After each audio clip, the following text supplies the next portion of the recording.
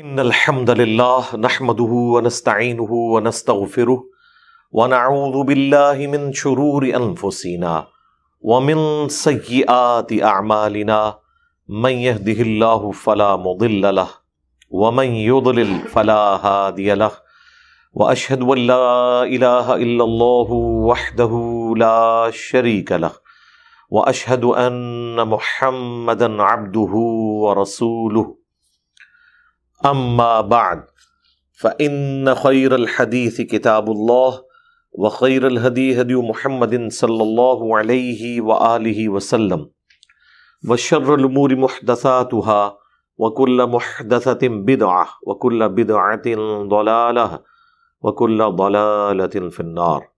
اعوذ بالله السميع العليم من الشيطان الرجيم من همزه ونفخه ونفثه. بسم الله الرحمن الرحيم. رب اشرح لي صدري ويسر لي امري واحلل عقدة من لساني يفقهوا قولي. بسم الله الرحمن الرحيم. ان الله وملائكته يصلون على النبي يا ايها الذين آمنوا صلوا عليه وسلموا تسليما. اللهم صل على محمد وعلى آل محمد كما صليت على إبراهيم وعلى آل إبراهيم إنك حميد مجيد. اللهم بارك على محمد وعلى آل محمد كما باركت على إبراهيم وعلى آل إبراهيم إنك حميد مجيد. اللهم ربنا آتنا في الدنيا حسنة وفي الآخرة حسنة وقنا عذاب النار. ربنا آتنا من لدنك رحمة وهيئ لنا من أمرنا رشدا. لا إله إلا أنت سبحانك إني كنت من الظالمين. حسبنا الله ونعم الوكيل. يا حي يا قيوم برحمتك أستغيث ولا حول ولا قوة إلا بالله العلي العظيم. آمین. الحمدللہ آج 11 دسمبر 2022 کو سنڈے کے دن ہماری یہ قرآن کلاس نمبر 137 کی اسٹوڈیو ریکارڈنگ ہونے جا رہی ہے. سورہ التوبہ کی آیت نمبر 43 سے آنورڈ انشاءاللہ سٹارٹ لیں گے آج. اعوذ باللہ من الشیطان الرجیم. عفا اللہ عنک. اے نبی اللہ آپ کو معاف کرے. لما اذنت لہم. آپ نے ان کو کیوں اجازت دے دی؟ یعنی جو منافقین آ کے جھوٹے بہانے کرتے تھے، کوئی کہہ رہا ہے میری بیوی بیمار ہے، کوئی کہہ رہا ہے کہ میرے ساتھ خود ایشو اٹیچ ہے بیماری کا جس کی وجہ سے میں اس قتال میں غزوہ تبوک میں آپ کے ساتھ نہیں جانا چاہتا. اب ظاہر ہے کہ کسی بھی سمجھدار لیڈر کو فوراً سمجھ آ جاتی ہے کہ یہ تو بہانے کر رہا ہے، اور نبی علیہ السلام کا تو اتنا ایکسپیرینس بھی ہو چکا تھا، آپ کو سمجھ تو آ جاتی تھی کہ یہ بہانے کر رہا ہے، لیکن آپ ظاہر کے اوپر فتویٰ لگاتے تھے، ان کا عذر قبول کر لیتے تھے. لیکن اللہ تعالیٰ نے فرمایا کہ آپ کو ان کا عذر قبول نہیں کرنا چاہیے تھا، تاکہ پتہ چل جائے کہ کون نعرے مارنے والا مسلمان ہے اور کون پریکٹیکل واقعی اس طریقے پہ چلنے والا ہے. اللہ کو تو پہلے ہی پتا تھا، باقی لوگوں کو بھی پتا چل جائے. لما اذنت لهم حتى يتبين لك الذين صدقوا. آپ نے کیوں انہیں اجازت دے دی؟ یہاں تک کہ پتہ چل جاتا ہے، آپ کے سامنے یہ چیز ظاہر ہو جاتی کہ کون ہے جو سچے ہیں اپنے دعووں میں. وتعلم الكاذبين. اور آپ جان لیتے کہ کون ہے جھوٹے جو صرف زبانی کلامی نعرہ بازی کر سکتے ہیں. لا يستأذنك الذين يؤمنون بالله. جو لوگ واقعی اللہ پر ایمان لانے والے ہیں وہ تو کبھی اجازت نہیں مانگیں گے. والیوم الآخر. اور جو آخرت پر ایمان رکھتے ہیں. ان یجاہدوا باموالہم وانفسہم. کہ وہ جہاد نہ کریں اپنی جان کے ذریعے اور مال کے ذریعے اللہ کی راہ میں. واللہ علیم بالمتقین. اور اللہ تعالی ڈر کی روش اختیار کرنے والوں کو، تقوی اختیار کرنے والوں کو خوب جانتا ہے. اس میں یہ بھی کلیئر ہو گیا کہ یہ اللہ تعالیٰ انہیں ایکسپوز کرنا چاہتا تھا، نبی علیہ السلام ان کے صحابہ کے سامنے. باقی اللہ کو تو پتہ ہے کہ کون بے ایمان ہے، کون جھوٹا ہے، کون سچا ہے. آخرت کا دن بھی اللہ نے اسی لیے رکھا ہوا ہے، ادروائز آخرت کے دن کی ضرورت کوئی نہیں تھی. جو شخص مر گیا اللہ کو تو پتا ہے کہ اس نے کون سی چیز غلط کی کون سی ٹھیک کی، وہ اس کے مطابق فیصلہ کرتے ہیں، لیکن اللہ کی صفت عدل یہ ہے کہ وہ پورا ایک مقدمہ قائم کرتا ہے، اس کے بعد چیزیں اسٹیبلش کرنے کے بعد اپنا فیصلہ سناتا ہے۔ دنیا میں بھی ایسا ہی ہے۔ تو نبی علیہ السلام کو کہا جا رہا ہے کہ آپ کو ان کو نہیں چھوڑنا چاہیے تھا، یہ ایکسپوز ہو جاتے ہیں، اور ایک دنیا میں ایکسپوز کرنے کا طریقہ بھی بتا دیا گیا کہ دیکھ لیں جو ایمان والے لوگ ہیں نا وہ تو کبھی بھی اجازت نہیں طلب کریں گے، وہ تو اپنی آخرت کی ہمیشہ کی کامیابیوں کا ذریعہ اس غزوہ تبوک کو سمجھ رہے ہیں کہ ہم مر کے اللہ کے حضور پیش ہوں گے۔ وہی سیدنا حسین ابن علی کا قول رضی اللہ تعالی عنہما وعلیہم السلام کہ اگر زندگی کا انجام موت ہے تو شہادت سے بیسٹ آپشن کوئی نہیں ہے۔ ہر شخص نے دنیا سے جانا ہے، تو کیوں ایئر کریش میں مرے کوئی، کیوں مرے روڈ ایکسیڈنٹ میں؟ اللہ کی راہ میں قتال اور جہاد کے ذریعے اپنی زندگی اللہ کے سپرد کر دیں، اس سے بیسٹ کوئی آپشن نہیں ہو سکتا۔ تو یہ بتایا جا رہا ہے کہ ان کی فیس ریڈنگ بھی پلس ان کے اعمال بتا رہے ہوں گے کون مخلص ہے دین کے ساتھ۔ تو اللہ تعالیٰ جو تقوی کی روش اختیار کرنے والے لوگ ہیں انہیں خوب جانتا ہے۔ ابھی تو آگے یہ مضمون مزید کھلے گا اور اس کانٹیکسٹ میں انشاءاللہ بخاری مسلم کی وہ ڈیٹیلڈ حدیث بھی آئے گی، کعب بن مالک کی توبہ کا جو واقعہ ہے جس کی وجہ سے سورہ کا نام التوبہ ہے۔ اس میں وہ صحابی کہتے ہیں کہ ہزاروں لوگ تھے، نبی الاسلام کے سامنے بہانے کرنے والے بھی تھے، اپنے نام لکھوانے والے بھی تھے، تو اللہ کے نبی علیہ السلام کو نہیں پتہ چلتا تھا کہ کون جا رہا ہے کون نہیں جا رہا، یہاں تک کہ وحی کے ذریعے نہ بتا دیا جائے۔ اگر بندے ہی 40-50 ہوں پھر تو بندہ پوچھ لیتا ہے کہ ہاں جی فلاں بندہ نظر نہیں آ رہا، فلاں کدھر ہے فلاں کدھر ہے۔ جہاں 30,000 کا لشکر ہے ساتھ جانے والا اور باقی لوگ بھی موجود ہیں، ان میں یعنی یہ چیز معلوم نہیں پڑتی تھی تا وقت کہ اللہ نہ بتا دے۔ اور یہاں پر بھی اللہ تعالیٰ فرما رہا ہے کہ اللہ کو تو علم ہے، لیکن آپ کے سامنے وہ لوگ اس وقت آئیں گے جب وہ ایکسپوز ہو جائیں گے۔ علم غیب کا عقیدہ بھی یہاں پہ کلیئر ہو رہا ہے، اور یہ شرم کا مقام ہے کہ یہ بات اب مسلمان کو اس میں سے یہ بھی بتانی پڑ رہی ہے، کیونکہ جب آپ عقیدے اس قسم کے بنا لیں گے تو پھر تو ہمیں یہ اس لیول پہ اتر کے بات بتانی پڑے گی۔ انما یستأذنک الذین لا یؤمنون باللہ والیوم الآخر، اجازت تو صرف آپ سے وہی لوگ مانگ رہے ہیں، رخصت تو آپ سے صرف وہی لوگ مانگ رہے ہیں جہاد سے بچنے کے لیے جو در حقیقت اللہ پر اور آخرت کے دن کے اوپر ایمان نہیں رکھتے۔ دیکھ لیں جی اللہ تعالیٰ کا تو فتویٰ بالکل کلیئر کٹ ہے، حالانکہ وہ سارے نمازیں پڑھنے والے تھے، اللہ کے ماننے والے، اس کے نبی کے ماننے والے، لیکن اللہ تعالیٰ فرما رہے ہیں کہ یہ تو نہ اللہ پر ایمان رکھتے ہیں نہ یوم آخرت پر، یعنی یہ پاکستان کے شناختی کارڈ میں مسلمان ہے۔ اللہ کے ہاں تو وہ ایمان والا لکھا جائے گا نا جو اللہ کی طرف سے آئی ہوئی آزمائش کے اوپر لبیک کہے گا۔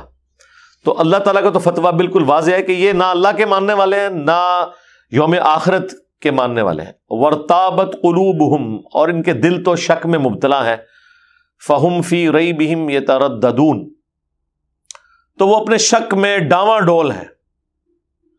یعنی اگر ان کا ایمان واقعی ہوتا یا ایمان کے اندر کوئی جان ہوتی، کنوکشن ہوتی، تو یہ حرکت نہ کرتے۔ وَلَوْ أَرَادُوا الْخُرُوجَ لَأَعَدُّوا لَهُ، اور اگر انہوں نے ارادہ کیا ہوتا آپ کے ساتھ جہاد پر نکلنے کا تو یقیناً انہوں نے تیاری بھی کی ہوتی، یعنی وہ حالات نظر آ رہے ہوتے، لیکن ایسے نہیں ہے۔ لَأَعَدُّوا لَهُ عُدَّةً، کچھ نہ کچھ سامان تو انہوں نے تیار کیا ہوتا۔ وَلَٰكِن كَرِهَ اللَّهُ بِعَاثَهُمْ، لیکن اللہ ہی نے ناپسند کیا اس چیز کو کہ یہ آپ کے ساتھ شامل ہو سکے۔ فَثَبَّطَهُمْ، تو اللہ نے انہیں پست ہمت کر دیا۔ وَقِيلَ اقْعُدُوا مَعَ الْقَاعِدِينَ، اور اللہ کی طرف سے فیصلہ سنا دیا گیا کہ تم بھی بیٹھے ہوں میں شامل ہو جاؤ۔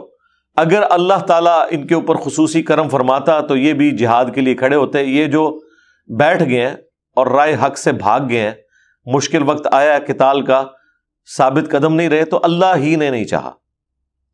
اب یہ مسئلہ تقدیر بھی اس حوالے سے کلیئر ہو گیا کہ جو لوگ ارادہ رکھنے والے ہیں انہی کو توفیق الہی ملتی ہے.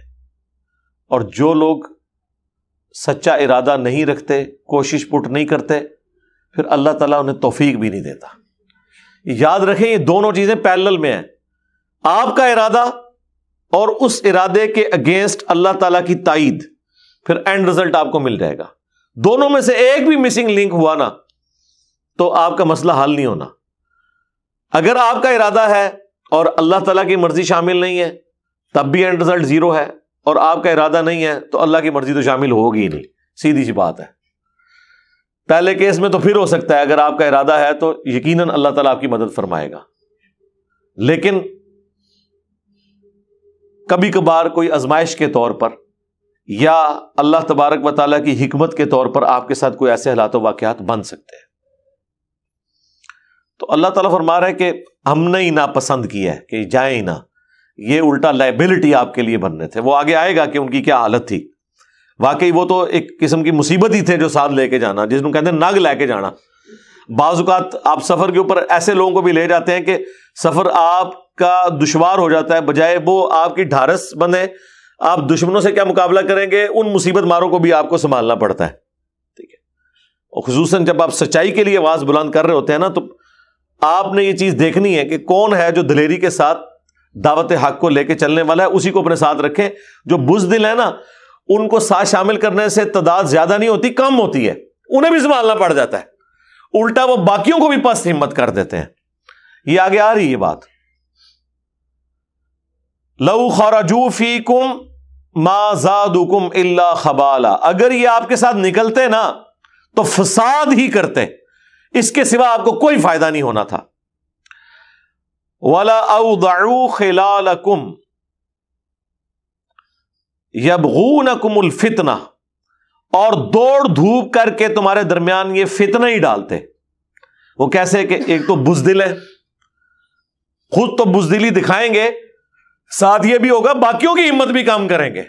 وہ جی وہ تو 1.5 لاکھ دی فوج آ گئی تھی جی، ہاں جی سانو آ گئے جی انے کلپ چڑھ گئے جی، وہ فلانے نے بھی بیان دے دیتا، خزمہ نو کھایا جی جنہیں بھی بیان دیتا ہے، ساڑا کے لینا دینا. ہم سچائی کے لیے آواز بلند کر رہے ہیں تو آپ نے تیار رہنا ہے کہ ہر طرح کی اپوزیشن آئے گی، آپ نے ثابت قدم رہنا ہے. یہ تو مطلب انبیاء کا امتحان ہوا ہے، انبیاء کے ماننے والوں کو بھی ان تکلیف سے گزرنا پڑتا ہے. ہماری روش کیا ہے وہ سورہ آل عمران میں گزر چکا ہے کہ جب کافروں سے متعلق اہل ایمان کو خبر دی گئی کہ وہ ارادہ رکھتے ہیں مدینے پہ چڑھائی کا، یعنی خندق کے موقع پر، تو نبی الاسلام ان کے ساتھیوں نے کہا حسبنا اللہ و نعم الوکیل، ہم نے اللہ پر بھروسہ کیا اور وہی بہتر کارساز ہے. یعنی یہ اپروچ ہونی چاہیے اہل ایمان کی، وہ اللہ پر توکل کریں بجائے یہ کہ وہ خود بزدل ہوں اور دوسروں کو بھی بزدلی کی طرف مائل کریں. نہیں، دلیری دکھائیں. تو اللہ تعالیٰ ہمارا اگر یہ نکلتے بھی نا تو انہوں نے فساد ہی کرنا تھا اور فتنہ ڈالنا تھا. وفیکم سماعون لہم، اور ابھی بھی ان کے جاسوس تمہارے اندر موجود ہیں. یعنی یہ جو ساتھ جا بھی رہے ہیں نا کچھ، ان میں بھی جاسوس موجود ہیں. انہوں نے تو قاتلانہ حملہ بھی پھر کیا نا حضور کے اوپر. غزوہ تبوک سے واپسی پہ جب آپ کو ایک چوٹی سے گرانے کی کوشش کی، وہ انشاءاللہ جب آیت آئے گی تو میں وہ واقعہ بھی ڈسکس کر دوں گا. ویسے الگ سے میری ایک ویڈیو ریکارڈ ہو چکی ہے، رسول اللہ کا قاتل کون، صلی اللہ علیہ وآلہ وسلم. ان کے جاسوس تو تمہارے اندر موجود ہیں. واللہ علیم بالظالمین، اور اللہ تعالیٰ خوب جانتا ہے ظالموں کو. لقد ابتغوا الفتنة من قبل، اور اے نبی وہ اس سے پہلے بھی فتنہ انگیزی کرتے رہے ہیں. وقلبوا لک الامور، اور معاملات کو الٹ پلٹ کرنے کی کوشش کرتے رہے ہیں. کوششیں تو ساری کی ہیں نا. دیکھیں غزوہ خندق کے موقع پر یہ اندر ہی سے تو پھونکے مار مار کے کافروں کو انہوں نے سپورٹ کا یقین دلایا کہ تم چڑھائی کرو، ہم تمہارا ساتھ دیں گے. عین موقع پہ اس وقت روب کھا گئے. اللہ تعالیٰ کی طرف سے غیبی تائید آ گئی نبی الاسلام کے لیے، ورنہ اندر سے تو انہوں نے خیانت کی کمٹمنٹ کی ہوئی تھی. لیکن بہرحال بزدل تو بزدل ہوتا ہے، نہ دشمن کے کام آتا ہے نہ آپ کے کام آتا ہے. یعنی مخالفت میں بھی یوز کوئی نہیں ہوتا.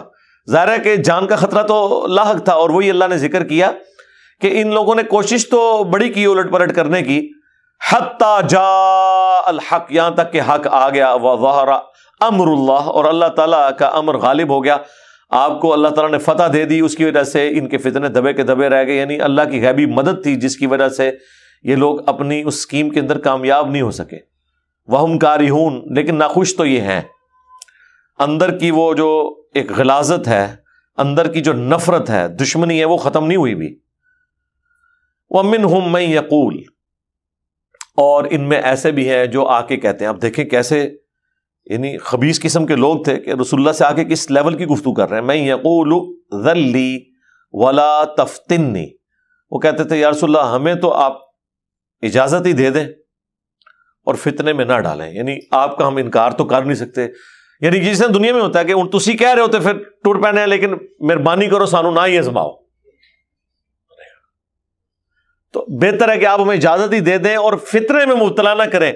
فتنہ یہ ہے کہ آپ اگر ہمیں کہیں گے تو آپ کا منہ رکھنے کو ہم جا سکتے ہیں، یا ہم نہیں جانا چاہتے تو انکار کرنا پڑے گا، بہانے لگانے پڑیں گے، تو ہم گناہ گار ہوں گے اللہ کے حضور، حالانکہ اس سے بڑا گناہ وہ کر رہے ہیں خیانت۔ اور بعض لوگوں نے تو یہاں تک بھی کہا، انہوں نے کہا یا رسول اللہ آپ کو پتہ ہی ہے کہ یہ عورتیں تو فتنہ ہے، شام کی عورتیں بڑی خوبصورت ہیں، ہو سکتا ہے ہم کسی اور طرف نہ مائل ہو جائیں، بہانے بنانے نا جو مرضی بناؤ، ٹھیک ہے نا، جا رہے پیغمبر کے ساتھ ہیں اور حرکتیں دیکھیں، تو یا رسول اللہ آپ ہمیں تو اجازت دے دیں، فتنے میں نہ ڈالیں۔ یعنی یہ آزمائش ہے، اب نبی کا انکار کر کے ہم گستاخ کیسے ہو سکتے ہیں؟ آپ کا تو انکار بھی نہیں ہم نے کرنا، بات بھی ماننی ہے، لیکن جانا بھی کوئی نہیں، ٹھیک ہے۔ ویسے انہیں کیا پتا تھا کہ 1400 سال بعد اس طرح کے امتی بھی آئیں گے جو کہیں گے جو کچھ بھی ہیں تیرے محبوب کی امت سے ہیں، ٹھیک ہے نا، اور وہ جنت کی امید بھی لگائے بیٹھے ہوں گے۔ اور اس زمانے میں بھی دیکھ لیں اس قسم کے لوگ موجود ہیں کہ ہمیں تو آپ اجازت دے ہی دیں، نہ فتنے میں مبتلا کریں، ہمیں کیوں آزمائش میں ڈالتے ہیں کہ ہمیں منہ پہ انکار کرنا پڑ جائے، کوئی جھوٹا بہانہ لگانا پڑ جائے، تو آپ مہربانی کریں خود ہی ہمیں اجازت دے دیں کہ ہم نہ جائیں۔ اب اس کے اوپر جو جواب ہے نا اللہ تعالیٰ کا، بھائی نبی کی شان سے تو بعید ہے کہ وہ اس طرح بات کریں، کیونکہ ان کے تو اخلاق اعلیٰ درجے کے ہیں، وہ اپنی سیرت کے اعتبار سے تو ان چیزوں کا خیال رکھتے ہیں، لیکن اللہ کا تو کوئی رشتہ دار نہیں ہے، اللہ تو دو ٹوک بات کرنے والا ہے۔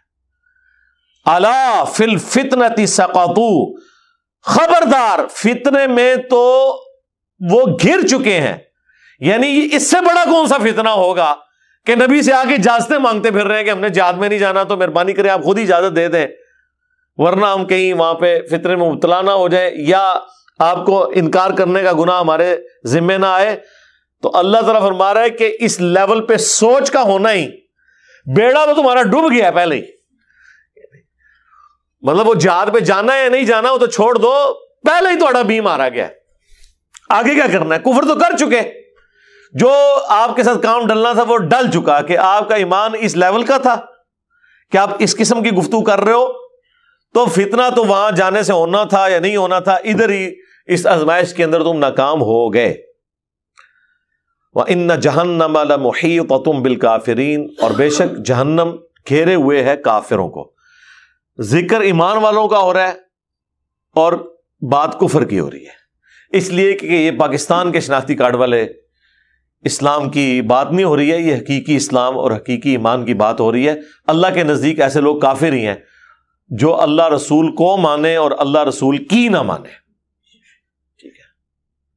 اللہ اکبر، اللہم لا تجعلنا منہم، رضیت باللہ ربا وبالاسلام دینا وبمحمد نبیا۔ اب ان کی اب ظاہر ہے کہ نبی علیہ السلام سے ذاتی دشمنی تو ہو چکی تھی، ایز اے شخصیت وہ یہ سمجھتے تھے کہ ہماری ساری مشکلات کی وجہ ہی نبی علیہ السلام کی ذات ہے، کیونکہ آئے دن تقاضے آ رہے ہیں، دلیر اتنے ہے نہیں کہ مقابلہ کر سکیں، اسی وجہ سے تو اوپر سے اسلام قبول کیا، اندر سے منافق ہیں، بزدل تو ہیں۔ اب بزدل بندہ تو نہ کھل کے مخالفت کر سکتا ہے نہ ساتھ دے سکتا ہے، تو کتنی وہ تکلیف میں ہے، ساتھ بھی نہ دے سکے اور بار بار مٹی پلید ہو رہی ہو، لوگ باتیں بھی کرتے ہوں گے کہ یار دیکھو یہ تو لگتا ہے منافق ہی ہے، ٹھیک ہے، خود بھی گلٹ فیل ہوتا ہو کہ کہیں پکڑے نہ جائیں، تو پھر مجھے بتائیں یہ سارا غصہ کس کے اوپر نکلے گا؟ اللہ کے نبی کے اوپر، کہ نہ یہ پیغمبر یہاں پہ آتے اور ان کی وجہ سے ہماری یہ ساری دنیا کی زندگی کا مزہ خراب ہو گیا۔ تو اسی وجہ سے نبی علیہ السلام کو مخاطب کر کے ان کے بارے میں بتایا جا رہا ہے، ان تصبک حسنۃ تسؤہم، اے نبی اگر آپ کو کوئی بھلائی پہنچتی ہے نا تو انہیں بڑا برا لگتا ہے۔ اب یہ اسپیسیفکلی نبی علیہ السلام کے بارے میں بات ہو رہی ہے، یہ جمع کے سیغے کے ساتھ نہیں ہے، سنگولر کے سیغے کے ساتھ ہے۔ وَإِن تُصِبْكَ مُصِیبَۃ، اور اگر آپ کے اوپر کوئی مصیبت اللہ کی طرف سے کوئی تکلیف آ جائے، یقولوا، تو یہ پھر یہ کہتے ہیں، یہ کہیں گے قد اخذنا امرنا من قبل، شکر ہے ہم نے پہلے ہی اپنا معاملہ درست کر لیا تھا، وَيَتَوَلَّوْا وَهُمْ فَرِحُونَ، اور یہ لوٹ جائیں گے خوشیاں مناتے ہوئے۔ یعنی اس کے اندر ایک مستقبل کی بھی پیش گوئی تھی، آپس میں تو انہوں نے کنکلوڈ کر لیا تھا کہ بھئی گئے ہونے 30,000 کا لشکر 1.5 لاکھ سے ٹکرانے گیا ہے، جو سپر پاور ہے، جن کے پاس سارے ریسورسز ہیں، یہاں تعداد میں بھی 1/4، ریسورسز بھی کوئی نہیں، اور وہ صدیوں کی امپائر کھڑی ہوئی جس کی اتنی حکومت ہے۔ اسی لیے تو مسجد درار بھی انہوں نے پیچھے سے بنا لی تھی منافقین نے، کہ ٹھیک ہے پیرلل میں ہم اپنا ایک سارا سلسلہ چلائیں گے، یہ تو جو جا رہے ہیں یہ تو اب مریں گے، یہ واپس نہیں آئیں گے، ٹھیک ہے نا، اور پھر ہمارا اپنا سلسلہ چل پڑے گا۔ اگر ان کا واقعی یقین ہوتا کہ یہ اللہ کے پیغمبر ہیں تو انہیں یہ پتا ہونا چاہیے تھا کہ اللہ نے تو نبی علیہ السلام کو سرخرو کرنا ہے، اور وہ سرخرو کیا، اسی لیے پھر ہاتھ پاؤں پڑ گئے۔ وہ آگے چل کے آپ کو سورہ توبہ میں ہی آئے گا، اور راستے میں آیات نازل ہو رہی ہیں کہ نبی جیسے ہی اب آپ واپس جائیں گے نا تو دیکھیں یہ کیسے کیسے بہانے آپ کو آگے کرتے ہیں، کیونکہ پوری دنیا پہ روب تو پڑ گیا نبی علیہ السلام کا کہ وہ رومن امپائر جو ہے وہ جب حضور وہاں بارڈر پہ پہنچے تو وہ بھاگی، پہلے ہی مقابلے کے لیے تیار نہیں ہوئی۔ تو عرب کے اندر کوئی کیا حضور کا مقابلہ کر سکتا تھا صلی اللہ علیہ وآلہ وسلم؟ تو یہ پھر بہانے بنائیں گے کہ یا رسول اللہ یہ ہو گیا، بس ہم آپ کے ساتھ ہیں، اب یہ ہے وہ ہے، تو اس قسم کے بہانے بنائیں گے۔ لیکن اصل میں ان کے دل کی خواہش یہی ہے کہ آپ کو تکلیف پہنچتی ہے نا جب، تو یہ بڑے خوش ہوتے ہیں، کہتے ہیں شکر ہے ہم نے اپنا پہلے ہی بندوبست کر لیا کہ ہم اس وقت شامل نہیں تھے، ورنہ ہم بھی اس تکلیف سے گزرتے۔ اور یہ سارا ان کا ایٹیچیوڈ ساری جنگوں میں تھا۔ غزوہ احد کے موقع پر بھی آپ کو پتہ ہے انہوں نے یہ سٹیٹمنٹ دی تھی کہ ہم نے اپنے بھائیوں کو پہلے ہی منع کیا تھا کہ اس نبی کے ساتھ نہ شامل ہو، دیکھو ہم اپنے گھروں میں بیٹھے ہوئے ہیں، اگر ہمارے بھائی بھی ہماری بات مان لیتے تو آج قتل تو نہ ہوتے۔ تو اللہ تعالیٰ کو اس پہ اتنا غصہ آیا، اللہ تعالیٰ فرمایا کہ اگر تمہاری موت بھی مقدر ہوئی ہوتی نا، تم خود بخود اپنی مقتل گاہوں کی طرف کھینچے چلے آتے۔ یہ بات تم کیسے کہہ سکتے ہو کہ موت جو ہے وہ اس لیے آئی ہے کہ میدان جنگ میں چلے گئے؟ اور یہ حقیقت بات ہے، موت اللہ تعالیٰ نے موت کا ڈسین اپنے پاس رکھا ہوا ہے، یہ اتنی بڑی چیز ہے، ورنہ تو دنیا میں کوئی بھی حق کی آواز اٹھانے والا حق کی آواز اٹھا ہی نہ سکے، اتنے دشمن ہوتے ہیں، لیکن اللہ تبارک و تعالیٰ جب تک چاہتا ہے وہ اس آواز کو چلاتا ہے۔ خالد بن ولید کی جو قبر بنی ہوئی ہے شام کے اندر، وہاں پہ بعد میں مزار بن گیا، مسجد بھی ساتھ اٹیچ ہے، تو وہاں جو مزار کی دیوار کے اوپر ان کے اشعار لکھے ہوئے ہیں جن کا ترجمہ ہے کہ اگر موت میدان جنگ میں آنی ہوتی تو میں 100 سے زیادہ جنگوں میں شریک ہوا ہوں، اور 100 جنگیں یہ نہیں ہے کہ مطلب کمرے میں بیٹھ کے تو آپ وائی فائی کے ذریعے جنگ لڑ رہے ہیں، نہ، ہاں گھوڑے پہ بیٹھ کے فرنٹ سے آگے لیڈ کرنا، ہر جنگ میں آگے جا کے لڑنا۔ غزوہ موتا میں 9 تلواریں ٹوٹی ہیں، 9 تلواریں ٹوٹی ہیں لڑتے ہوئے خالد بن ولید کے ہاتھ کے اوپر، صحیح بخاری میں آتا ہے۔ تو ظاہر ہے وہ اپنے سے بہت بڑا لشکر سامنے سے رومن امپائر کا آ گیا تھا، اور اس کے بعد یرموک کے اندر بھی آپ کی کمٹمنٹ تھی۔ تو ان کے اشعار کا ترجمہ یہ ہے کہ میں نے موت کو 100 سے زیادہ جنگوں میں تلاش کی ہے، اگر موت جنگ میں شریک ہونے سے آنی ہوتی نا تو مجھے آ جاتی، میرے جسم میں کوئی ایک حصہ بھی ایسا نہیں بچا جہاں پہ تلوار کا زخم یا برچھی یا نیزے کا زخم نہ لگاؤ، پورا جسم۔ ظاہر ہے 100 جنگوں میں تیر بھی لگ جاتے ہیں، تلوار کا زخم بھی ہو جاتا ہے، یہ تو نہیں ہے کہ مطلب ان کو کچھ ہوتا نہیں تھا، زخم تو لگتے ہی تھے۔ اور میں بھی آج ایک بوڑھے اونٹ کی طرح بستر مرگ پہ مر رہا ہوں، یہ ان کے اشعار ہیں، اور یہ حقیقت بات ہے جی، اللہ تبارک و تعالیٰ غلبہ فرما دیتا ہے۔ تو اگر آپ کے اوپر کوئی یعنی برا وقت آیا تو پھر یہ کہیں گے شکر ہے ہم نے اپنا پہلے ہی بندوبست کر لیا تھا. اب نبی علیہ السلام کی مبارک زبان سے اس کے جواب میں جو کچھ کہا جا رہا ہے نا، یہ رکت انگیز آیات ہیں قرآن کی، سورہ توبہ کی. اس طرح کی آیات آپ کو کہیں اور نظر نہیں آئیں گی. قُلْ لَن يُصِيبَنَا إِلَّا مَا كَتَبَ اللَّهُ لَنَا، اے نبی ان سے فرما دو ہمیں کوئی مصیبت نہیں پہنچ سکتی سوائے اس کے جو اللہ نے ہماری مقدر کر دی ہے.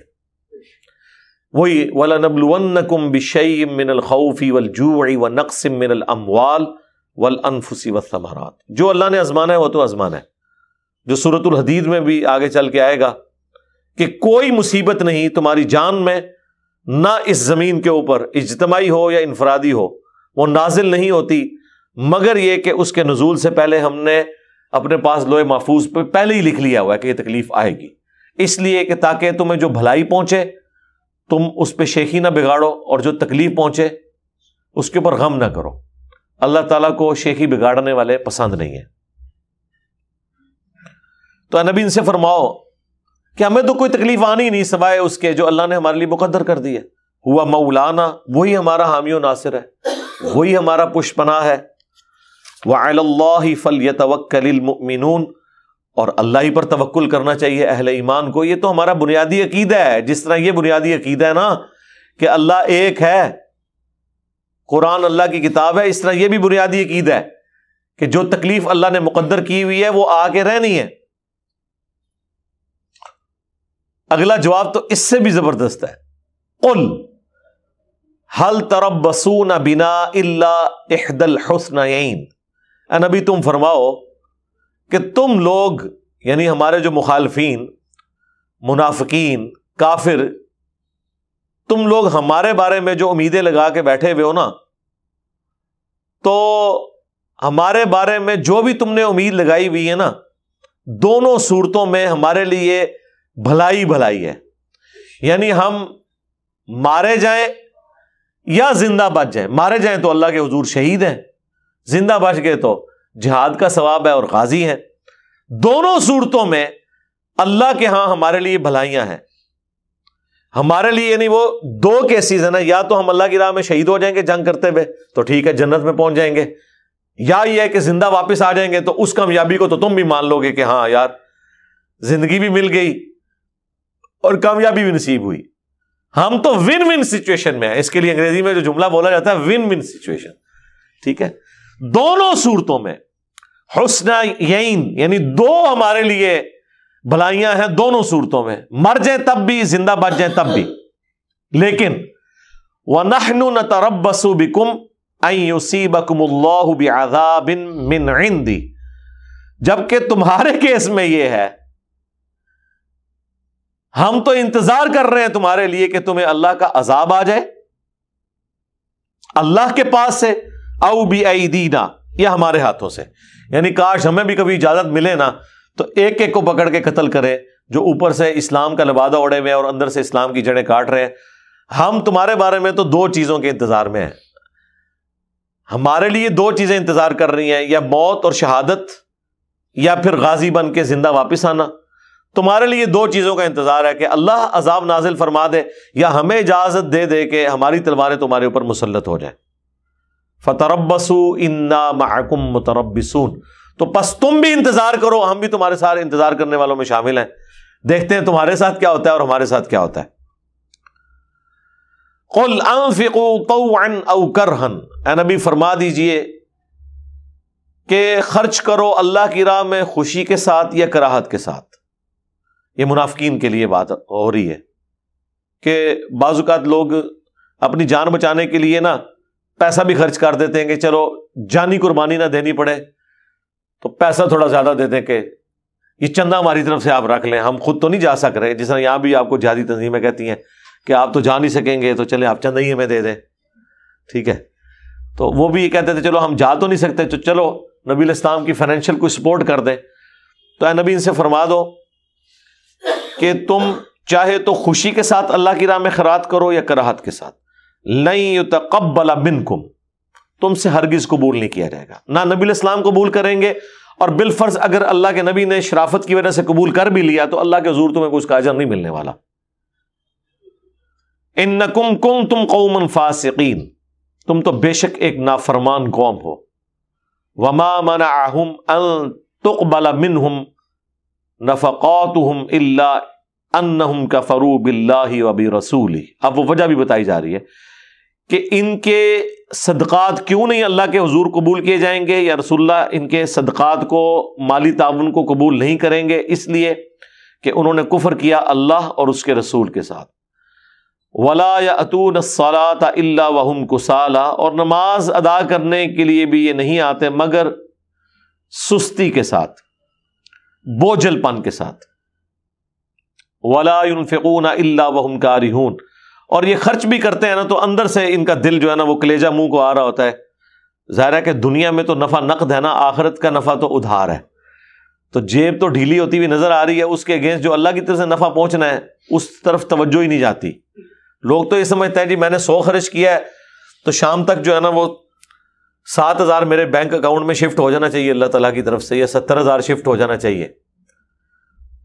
اس کو یہ نہیں پتا کہ اللہ تعالیٰ چاہے تو تمہیں یا تمہارے گھر والوں میں سے کسی کو لا علاج مرض میں مبتلا کر کے 70 لاکھ بھی تمہارا لگ جائے. اگر وہ نہیں لگ رہا تو سمجھ لو اللہ کی طرف سے یہ نفع ہی ہے جو تمہیں پہنچ رہا ہے. یہ تو ایک ایکسپیکٹ ہے سوچنے کا، کئی ایک ایکسپیکٹ ہے. میں تو اپنے یعنی قریبی لوگوں کو بھی یہ بات اس کی طرف ابھارتا ہوں کہ آپ صرف اپنے اوپر غور کریں. اللہ تعالیٰ نے آپ کو کئی ایک ایسی آزمائشوں سے نہیں گزارا جو آپ کے ساتھ کے دوسرے لوگوں کو اللہ تعالیٰ گزار رہا ہے.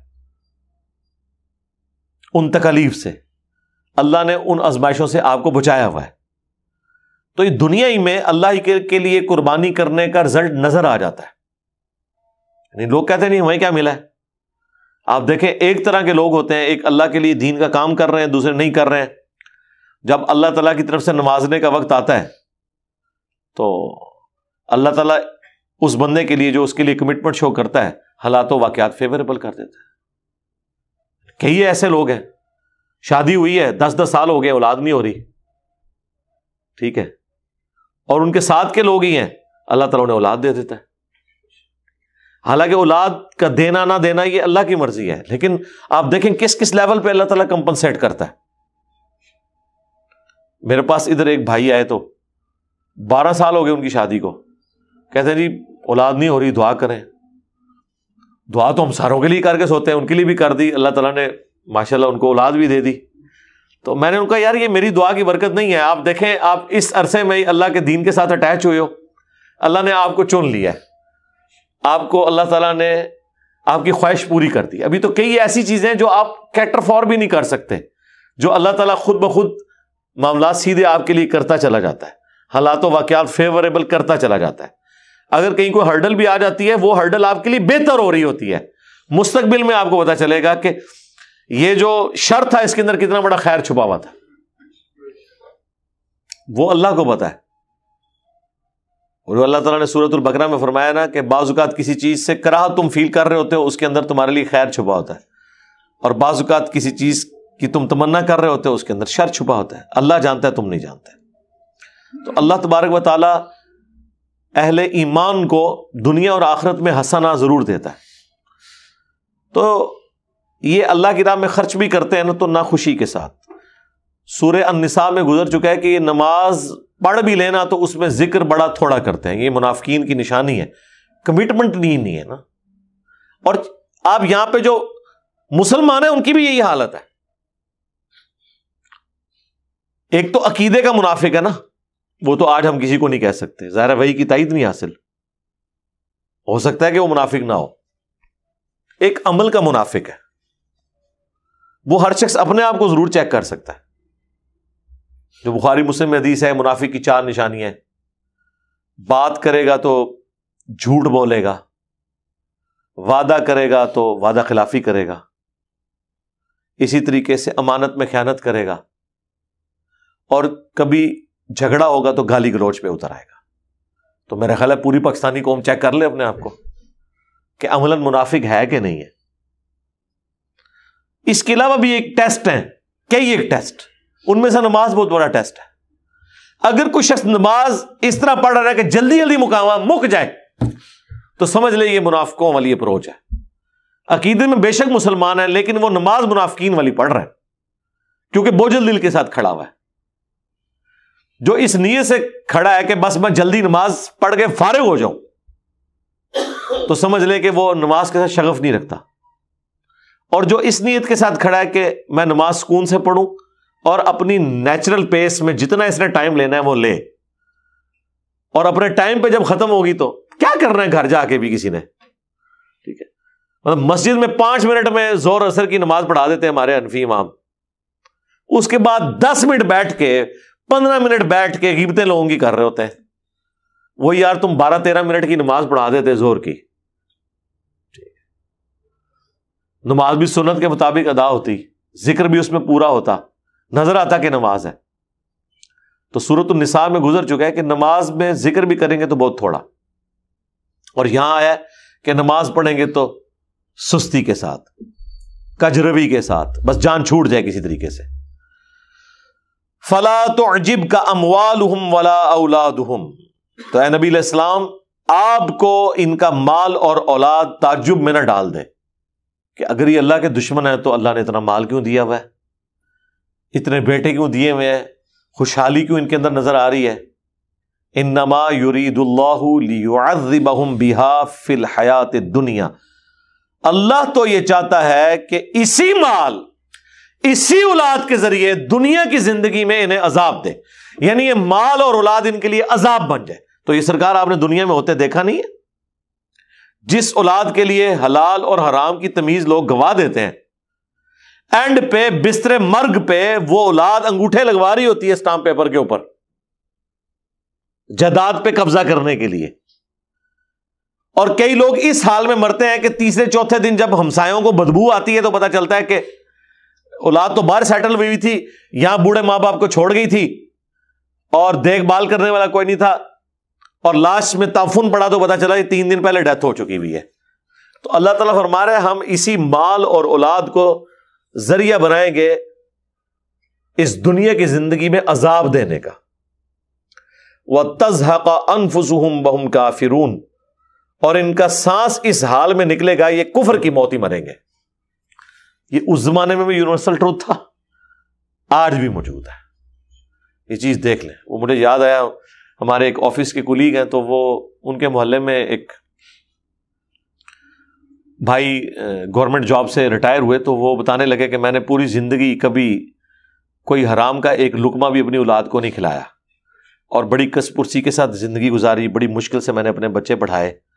اور ہمارے ساتھ لوگ جو لاکھوں بنایا کرتے تھے ان کے پاس پیسہ بھی تھا, سب کچھ تھا, اولاد ان کی ایسی نافرمان نکلی اور آؤٹ پٹ ایسی نکلی کہ وہ پوری دنیا میں ذلیل ہو رہے ہیں, اور کہہ رہے ہیں کہ میری اولاد کا معاملہ اللہ نے ایسے کیا کہ وہ تابع فرمان بھی ہیں, وہ نوکریاں ڈھونڈنے کے لیے نہیں نکلتے, نوکریاں انہیں ڈھونڈنے کے لیے نکل رہی ہوتی ہیں. ٹھیک ہے, تو اللہ تعالیٰ نے دنیا میں کمپنسیٹ کر دیا. میں نے جناب اپنی زندگی میں دیکھا ہے کہ at the end of the day اللہ تعالیٰ برابر کر دیتا ہے سب کو. ایک آپ لمیٹڈ ٹائم کے لیے چیزوں کو دیکھ رہے ہوتے ہیں نا, یہ جتنی آپ کو رنگینیاں نظر آ رہی ہوتی ہیں ایک خاص پیریڈ آف ٹائم کے لیے. آپ ہمارے پولیٹیشینس کو دیکھ لیں تو آپ کو پتا چل جائے گا آج سے 2 سال پہلے کسی کی کیا حالت تھی, آج کیا حالت ہے, اور آج والوں کی حالت آج سے آپ 5 سال بعد ان کی بھی حالت دیکھ لیجئے گا کیا ہوگی. At the end of the day جو ان لوگوں کی حالت ہوتی ہے نا, تو آپ اگر ان سے پوچھیں نا تو کہیں گے ہماری تو زندگی برباد ہو گئی. یہ لوگ ایپل کرتے ہیں.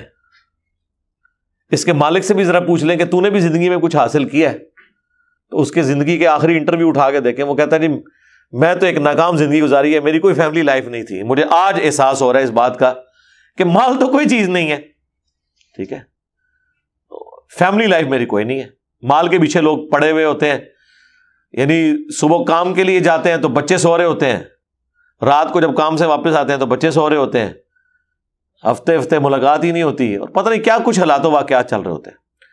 مال و دولت ایک فیکٹر ہے کامیاب زندگی گزارنے کے لیے, لیکن سب کچھ یہ نہیں ہے. ایک اچھی فیملی لائف گزارنے کے لیے مال ایک فیکٹر ہے, باقی فیکٹرز کا بھی تو آپ نے خیال رکھنا ہے.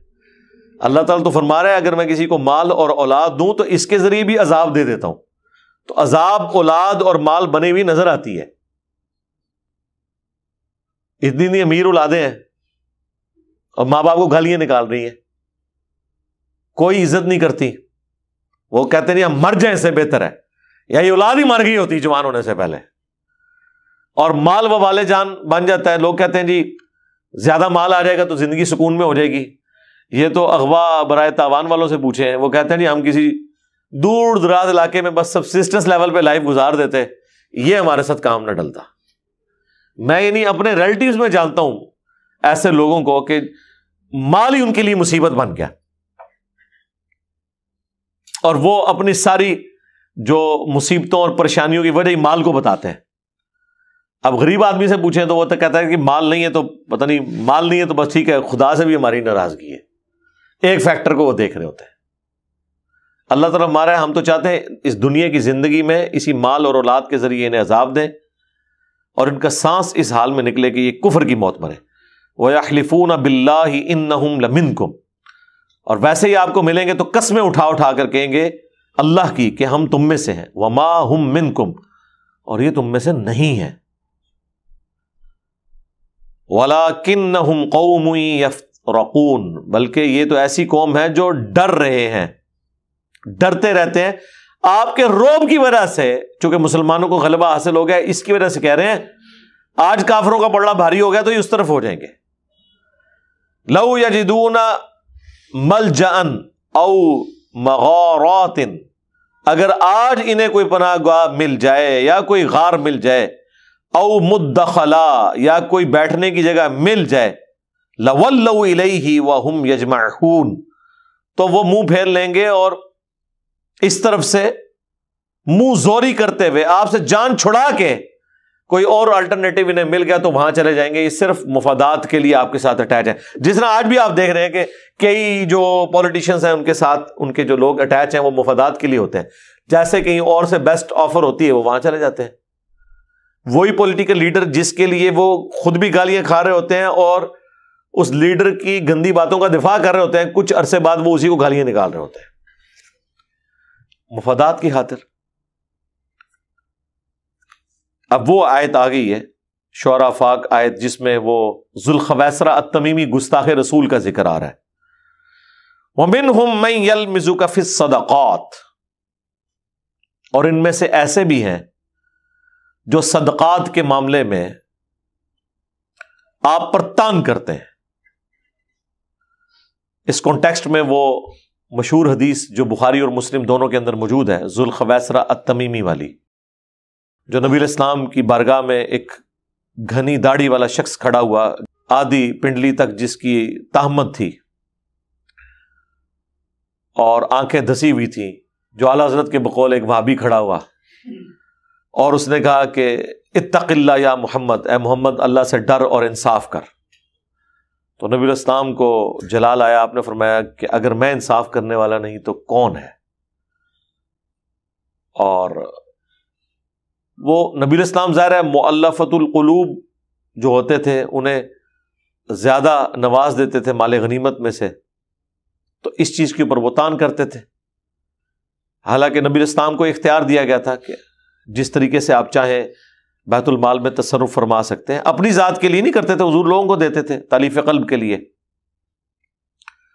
تو وہ تان کرنا شروع ہو گیا، تو نبی علیہ السلام نے اس کی حالت دیکھی تو حضرت خالد بن ولید، حضرت عمر فاروق رضی اللہ تعالیٰ عنہ اور بعض صاحب نے کہا یا رسول اللہ اجازت دیں اس کو ہم قتل کرتے ہیں۔ تو آپ نے فرمایا چھوڑ دو، لوگ کہیں گے کہ محمد اپنے اصحاب کو قتل کرواتا ہے، اس کی نسلوں میں بھی لوگ پیدا ہوں گے خارجی جو دین سے اس طرح نکل جائیں گے جس طرح تیر اپنے شکار میں سے آر پار ہو جاتا ہے اور اس کے ساتھ خون بھی نہیں لگا ہوتا، جب ایک طرف سے شکار میں انٹر ہو کے دوسری طرف سے باہر نکلے گا تو اس کے ساتھ خون بھی نہیں لگا ہوگا، اس طرح یہ دین میں سے نکل جائیں گے، یعنی دین کا کوئی اثر بھی ان کے اوپر باقی نہیں رہے گا کہ کچھ عرصہ انہوں نے دین میں گزارا ہے۔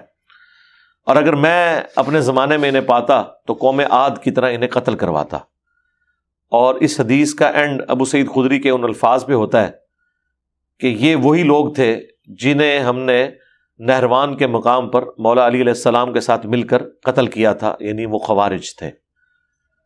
اور بخاری مسلم میں موجود ہے کہ نبی علیہ السلام نے فرمایا کہ اس مخلوق کے بہترین لوگ ہیں جو انہیں قتل کریں گے، اور بخاری مسلم میں آیا کہ ان کی نشانی ہوگی یہ سر مڑائیں گے، اور ان میں ایک شخص ایسا ہوگا کہ جس کا ایک بازو نہیں ہوگا بلکہ اس کی جگہ گوشت کا ایک لوتھڑا لٹک رہا ہوگا۔ اور جب سیدنا علی رضی اللہ تعالیٰ عنہ نے قتال کے بعد ان کی لاشیں ایک کنویں میں ڈھیر لگایا گیا تو سیدنا علی نے، بخاری مسلم میں آتا ہے کہ اپنے ساتھیوں سے فرمایا کہ ذرا وہ لاش تلاش کرو اس شخص کی جس کے ایک بازو کی جگہ وہ گوشت کا لوتھڑا لٹک رہا تھا۔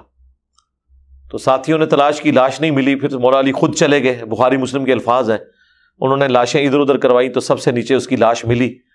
تو صحابہ کرام نے پھر نعرہ لگایا صدق رسول اللہ، رسول اللہ نے سچ فرمایا تھا۔ اس وقت جا کے نا جو تھوڑے کمزور دل لوگ تھے انہیں یقین آیا کہ حضرت علی نے جو قتال کیا ہے وہ سچا کیا ہے۔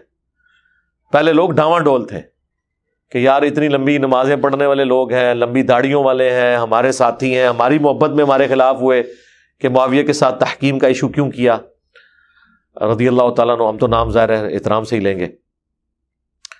تو اب ہمارے ہاتھوں قتل ہوئے ہیں، اس پہ میری تفصیلی ویڈیو بھی آ چکی ہے، تحکیم کے مسئلے پہ، خوارج کے اوپر بھی۔ نبی الاسلام نے فرمایا تھا قرآن کثرت سے پڑھیں گے لیکن حلق سے نیچے نہیں اترے گا، یعنی مراد یہ کہ قرآن پڑھیں گے اس کے مفہوم پہ عمل نہیں کریں گے۔ اس کا یہ مطلب نہیں کہ درس قرآن دینے والا خارجی ہو گیا۔ تو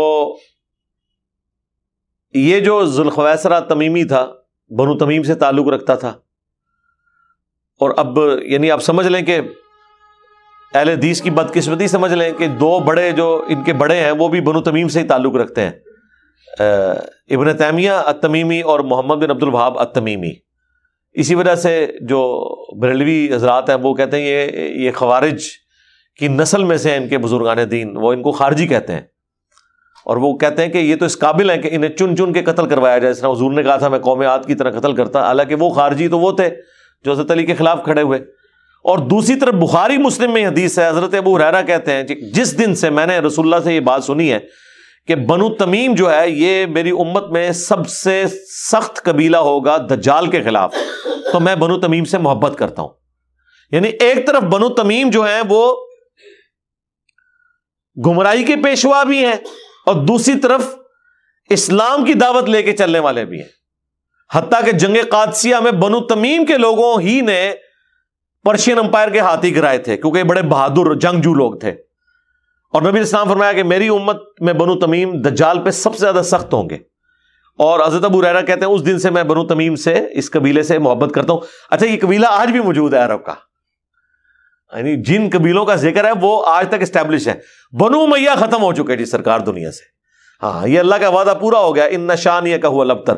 دنیا میں اس وقت کوئی عرب قبیلہ نہیں جو اپنے آپ کو بنو امیہ کہتا ہو، حالانکہ 800 سال تک اسپین میں بنو امیہ نے حکومت کی ہے، عموی حکومت تھی 800 سال تک، لیکن آج دیکھ لیں کوئی نہیں کہتا کہ میں، باقی جتنے آپ کو یہ ملتے ہیں نا قبیلے، بنو ہاشم تو پوری دنیا میں ختم ہی نہیں ہوتے، ٹھیک ہے، ہر جگہ شاہ جی پھیلے ہوئے ہیں، ٹھیک ہے۔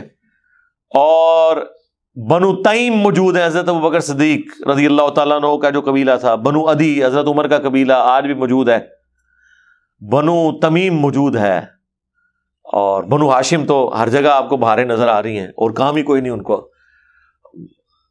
ماشاءاللہ۔ آپ دیکھیں کثرت اولاد بھی ہوتی ہے ماشاءاللہ، حضور کی دعائیں ہیں، انا اعطیناک الکوثر، خیر کثیر اللہ تعالیٰ نے عطا فرمائی ہے، اولاد کی شکل میں بھی اور ہر اعتبار سے۔ تو وہ بنو تمیم کی وجہ سے نا وہ نفرت کرتے ہیں۔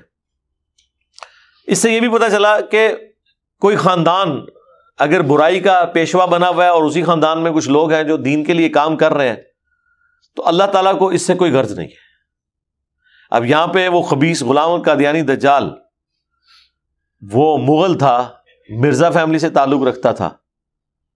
اب اس کا یہ مطلب نہیں کہ جو بھی مرزا ہے یا مغل ہے تو وہ یہی کچھ کرے گا، نہیں، اللہ تعالیٰ دین کا کام بھی لے گا۔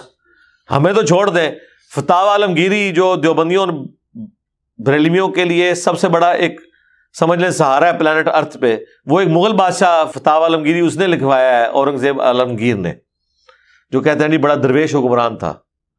تو باقی اس کے کرتوت تو مطلب ہم تو نہیں اس کو اس طرح درویش مانتے ہیں، ظاہر ہے کہ وہ داڑھی تھی، نمازیں تھیں، پکا حنفی تھا، مولوی تھا، نماز کبھی نہیں چھوڑی، کوئی بھائی بھی نہیں زندہ چھوڑا، نہ نماز چھوڑی نہ پرا چھوڑیا، باپ کو بھی قید میں ڈلوایا، لیکن آپ کو یہ بتایا جاتا ہے وہ ٹوپیاں بنا کے گزر بسر کیا کرتے تھے.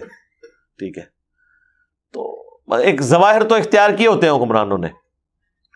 تو کسی برے بندے کی وجہ سے پورا خاندان برا نہیں ہو جاتا، اور کسی اچھے بندے کی وجہ سے پورا خاندان اچھا نہیں ہو جاتا. ابو لہب جو ہے وہ بھی ہاشمی ہے، لیکن قرآن کی صورت اس کے خلاف نازل ہوئی ہے، تبت یدا ابی لہب وتب. ہاشمی بھی ہے، حضور کا چچا بھی ہے. اب اس سے بڑی کیا نسبت ہو سکتی ہے؟ صحیح مسلم میں حدیث ہے چچا باپ کی مثل ہوتا ہے. نبی الاسلام نے حضرت عباس کے بارے میں یہ ورڈک دی تھی کہ چچا باپ کی مثل ہوتا ہے. یعنی حضرت عباس کو حضور کہتے تھے میری باپ کی جگہ ہے، میرا چچا ہے. تو دوسری طرف وہ چچا اور نبی الاسلام کا سب سے بڑا دشمن. تو اس سے کوئی فرق نہیں پڑتا کہ کون کس خاندان میں ہے. تو ذوالخویسرہ التمیمی کے بارے میں وہ حدیث آج تک جی وہ فٹ ہو رہی ہے اہل حدیث کے اوپر. اور بلکہ وہ کل میں نے ایک کلپ دیکھا ایک مولوی انڈیا کا، تو اس نے تو نام ہی رکھ دیا، کہتا ہے وہ ایک بازو والا کھڑا ہوا. یعنی وہ اس کے ساتھ کسی نے کاؤنٹر کوشچن کیے کسی اہل حدیث نے کھڑے ہو گئے نا، تو وہ اس کی بات سناتے ہوئے نا اس کو کہہ رہا ہے بازو والا بازو والا. اب عام بندے کو تو سمجھ نہیں آ رہی ہے بازو والا کون ہے. وہ اس نو کہہ رہا ہے وہ جڑا ایک بازو دا کٹیا سی نا، گوشت کا لوتھڑا لٹک رہا تھا نا، تو اس کی وجہ سے وہ اہل حدیث کو کہتے ہیں یہ بازو والے یہودی اولاد نے. ٹھیک ہے، وہ تو ہے ابو داؤد میں حدیث کے خوارج قیامت تک نکلیں گے، اور ان کا آخری گروہ جو ہے وہ دجال کے ساتھ مل کے مسلمانوں کو قتل کرے گا. تو خارجیوں والی حدیث جو ہے وہ اہل حدیث کے اوپر دیوبند اور بریلویوں کے بزرگوں نے لگائی. فتاوی شامی میں در مختار کے حاشیے رد المختار میں ابن عابدین شامی المتوفا 1252 ہجری، اس نے جو نجد والی حدیثیں ہیں بخاری کی کہ نبی الاسلام نے نجد کے لیے دعا نہیں کی اور فرمایا وہاں پہ فتنے ہوں گے اور شیطان کا سینگ نکلے گا، اور ان کا کہ یہ محمد نواب اور ان کی اولاد یہ وہی تو سینگ ہے جس کی حضور نے بشارت کی تھی. حالانکہ یہ حدیث تو نبی الاسلام کی ابن عابدین شامی کی پیدائش سے بھی 1200 سال پہلے کی تھی، اور محدثین اس کی شرح میں حدیثیں لکھتے آئے ہیں کہ یہ خوارج وہ تھے جو حضرت علی کے دور میں نکلے. مسلم شریف میں موجود ہے اے اہل عراق، حضرت عبداللہ بن عمر جو کہ بخاری کی اس حدیث کے راوی ہیں کہ نجد میں شیطان کا سینگ نکلے گا، وہی عبداللہ بن عمر کہتے ہیں کہ انہوں نے خطاب کیا اے اہل عراق، نہ میں تم سے اس بڑی چیز کا سوال کرتا ہوں نہ چھوٹی چیز کا. بڑی چیز جو تم نے حسین ابن علی کو قتل کیا، اور چھوٹی چیز کہ تم کہتے ہو کہ مچھر اور مکھی اگر کوئی مار دے احرام کی حالت میں تو اس کا کفارہ کیا ہے. جو بخاری میں آتا ہے جب ابن عمر سے کسی نے پوچھا، انہوں نے کہا یہ تو وہ لوگ ہیں اہل عراق، انہوں نے اللہ کے نبی کے نواسے کو شہید کر دیا جن کے بارے میں نے حضور سے سنا تھا کہ دنیا میں دو میرے پھول ہیں حسن اور حسین. ان کو قتل کرتے وقت انہیں خیال نہیں آیا، اور آج احرام کی حالت میں مچھر مر جائے تو پوچھ رہے ہیں کہ کیا دم دینا پڑے گا مچھر مارنے کے اوپر. چونکہ قرآن میں تو آیا نا کہ شکار نہیں آپ کر سکتے، حالانکہ وہ شکار تو دوسرا ہے، کوئی ہرن کا شکار کر لے یا زمینی جو چوپائے ہیں ان کا. تو ابن عمر کہتے ہیں کہ نبی الاسلام نے تو تمہارے بارے میں فرمایا تھا کہ شیطان کا سینگ نکلے گا وہاں سے. تو یہ لوگ تھے نجدی، وہ پکڑ کے انہوں نے گھسیٹ گھساٹ کے پھر وہ شخص ابن عابدین شامی لگا رہا ہے جس کا اپنا سٹیٹس یہ ہے کہ اس نے اسی رد المختار میں لکھا ہے کہ اگر کسی شخص کو شفا حاصل ہونے کا یقین ہو تو وہ اپنے خون اور پیشاب سے سورہ فاتحہ اپنے ماتھے پہ یا تعویذ لکھ سکتا ہے. یہ اس شخص کا اپنا سٹیٹس ہے جس نے نجد والی حدیث محمد بن عبد الوہاب صاحب کے اوپر لگائی، اور پھر وہ ہیمفرے کے اطرافات کتاب وہ ڈھکوسلہ پورا انہوں نے مچایا. میں نے اس کا بھی پوسٹ مارٹم کیا تھا. اور پیر میر علی شاہ صاحب نے بھی ایون اتنے ماڈریٹ ہو کہ بھی جب نجد والی حدیث آئی تو انہوں نے بھی پکڑ کے اہل حدیث کے اوپر لگائی، حالانکہ وہ نرم گوشہ بھی رکھتے تھے. ثناء اللہ امرتسری جب ملنے کے لیے گئے ہیں پیر میر علی شاہ صاحب کو، جب غلام احمد قادیانی کے خلاف پوری وہ چل رہی تھی، تو وہ پیر میر علی شاہ صاحب کے اپنے بیٹوں نے ان کی سوانح لکھی ہے. انہوں نے اس میں ذکر کیا ہے کہ ہماری موجودگی میں ثناء اللہ امرتسری جب آئے ادھر گولڈا میں پیر میر علی شاہ صاحب کو ملنے کے لیے، تو پیر میر علی شاہ صاحب نے ان کو امامت کے لیے آگے کیا، ان کے پیچھے نماز پڑھی. تو کیا کوئی بریلوی اہل حدیث کے پیچھے نماز پڑھتے ہیں؟ وہ تو کہتے ہیں نکاح ہی ٹوٹ جائے گا. ٹھیک ہے، لیکن دوسری طرف وہ نجد والی حدیث بھی لگائی، ٹھیک ہے. تو یہ یعنی ایک طرف ٹیمپرامنٹ ان کا ایک طرف بڑا نرم نظر آتا ہے اور دوسری طرف آپ کو سختی نظر آ جاتی ہے. تو جب کبھی بھی ہم اس آیت کے اوپر پہنچتے ہیں نا تو پھر ہم اس آیت کو کھول کے اس لیے بیان کرتے ہیں کہ تاکہ پتہ چلے کہ یار یہ کس طرح ایک دوسرے کے اوپر الزامات لگاتے ہیں. وَمِنْهُمْ مَنْ يَلْمِزُكَ فِي الصَّدَقَاتِ، اور ان میں ایسے بھی ہیں جو صدقات کے معاملے میں، جو بیت المال میں مال غنیمت آتا ہے، ان کے بارے میں آپ پر تانگ کرتے ہیں. فَإِنْ أُعْطُوا مِنْهَا، اور اگر آپ اس میں سے ان کو کچھ دے دیں، رضوا تو راضی ہو جاتے ہیں. وَإِن لَّمْ يُعْطَوْا، اور اگر آپ روک لیں، منہا اس میں سے، اذا ہم یسخطون، تو اس وقت ناراض ہو جاتے ہیں. نبی علیہ السلام کو اپنی ذات کے لیے نہیں روکتے تھے، یہ نہ سمجھیے گا کہ روک کے مطلب وہ اپنے پاس رکھتے تھے. وہ دیکھتے تھے کہ اس وقت کون زیادہ ضرورت مند ہے، میں اسے دوں. اور یہ حضور کو اللہ نے اجازت دی تھی. سورۃ الحشر میں پہلے کی آیات نازل ہو چکی ہوئی ہیں مکی دور کے اندر. وما آتاکم الرسول فخذوہ وما نہاکم عنہ فانتہوا، جو رسول اللہ تمہیں دیں وہ لے لو، جو چیز روک لیں اس سے رک جاؤ. مال غنیمت کے بارے میں آیات نازل ہوئی تھی. ویسے تو جنرل بھی ہیں وہ کہ نبی اسلام جو دین بھی دیں گے وہ آپ نے لینا ہے، اور جس چیز سے آپ منع فرما دیں گے آپ نے رکنا ہے. لیکن سورۃ الحشر میں یہ باقاعدہ مال غنیمت کے بارے میں آیات آئی تھی، مال فے کے بارے میں اسپیسیفکلی، کہ جنگ میں جو کافروں کا مال ہاتھ لگتا ہے وہ رسول اللہ کی مرضی، جسے چاہے دیں جس سے چاہے روک لیں، کیونکہ وہ انصاف کرنے والے ہیں، اللہ تعالیٰ کی پیغمبر ہے. تو اگر آپ انہیں دیں تو یہ راضی ہو جاتے ہیں، اگر روک لیں تو ناراض ہو جاتے ہیں. وَلَوْ أَنَّهُمْ رَضُوا مَا آتَاهُمُ اللَّهُ وَرَسُولُهُ، کیا ہی اچھا ہوتا کہ یہ راضی ہوتے اس پہ جو اللہ ان کے رسول نے ان کو دیا. وَقَالُوا حَسْبُنَا اللَّهُ، اور کہتے ہیں ہمیں اللہ ہی کافی ہے. سَيُؤْتِينَ اللَّهُ مِنْ فَضْلِهِ وَرَسُولِهِ، ان قریب اللہ اور اس کا رسول اپنے فضل سے ہمیں بھی عطا فرما دے گا. کل کو کوئی بہتر حالات ہوئے تو چلے اس دفعہ ہمیں مال غنیمت میں کچھ حصہ نہیں ملا تو بعد میں مل جائے گا. اِنَّا إِلَى اللَّهِ رَاغِبُونَ، بے شک ہم اللہ ہی کی طرف رغبت لانے والے ہیں. یعنی ہماری ٹاپ پرائرٹی تو اللہ کی ذات ہے، کچھ ملے نہ ملے اللہ کی ذات تو ہے نا ہمارے پاس. آخرت کی ہمیشہ کی کامیابیاں تو ہمارا مقدر ہونے والی ہیں، یا مستقبل میں بھی ایسی جنگیں آئیں گی جن میں ہمیں کچھ مل جائے گا. تو یہ اس کے اوپر راضی ہوتے جو اللہ اس کا رسول اپنے فضل سے انہیں دے رہے ہیں. تو اچھا یہ وہ آیات ہیں جنہیں یعنی یہ آؤٹ آف کنٹیکسٹ کوٹ کر کے یعنی بریلویوں نے یہ عقیدہ گھڑا ہوا ہے کہ اللہ اس کا رسول دونوں ہی عطا فرماتے ہیں. اب یہ آیت صرف رسول اللہ تک تو نہیں ہے، خلفائے راشدین کے دور میں تو حضرت ابوبکر، عمر، عثمان وہ بھی تو بانٹتے تھے. اور آج کے حکمران بھی جائیں جن کو آپ گالیاں نکالتے ہیں سیاستدانوں کو، ان کے پاس جب صحافی بیٹھتے ہیں یا ان کے چاہنے والے بیٹھتے ہیں وہ ان کو بھی چیک دے کے روانہ کر رہے ہوتے ہیں. تو پھر تو یہ سارے مشکل کشا ہو گئے. یہ آیت کس سے ریلیٹڈ تھی؟ اللہ اس کا رسول عنقریب غنی کر دیں گے، جو اللہ تعالیٰ مال غنیمت میں اپنے نبی کو دے گا اور رسول اللہ اسے تقسیم کریں گے. اس کا نہ تو مسئلہ تقدیر سے کوئی تعلق تھا، نہ اولاد مانگنے کے ساتھ کوئی تعلق تھا، نہ رسول اللہ سے مانگنے سے کوئی تعلق تھا، آپ کی وفات کے بعد آپ کی قبر پہ جا کے سوال کرنے سے کوئی تعلق تھا. کہاں سے اٹھا کے یہ لگا دیتے ہیں. اس کے لیے میری آپ تفصیلی ویڈیو دیکھ لیں، قبر رسول سے مانگنا، قبر رسول پہ جا کے مانگنا، قبر رسول اور وسیلہ، تو میں نے اس پہ تفصیلی گفتگو کی ہے. سبحانک اللہم وبحمدک، اشہد ان لا الہ الا انت، استغفرک واتوب الیک، وما علینا الا البلاغ المبین. جزاکم اللہ خیرا.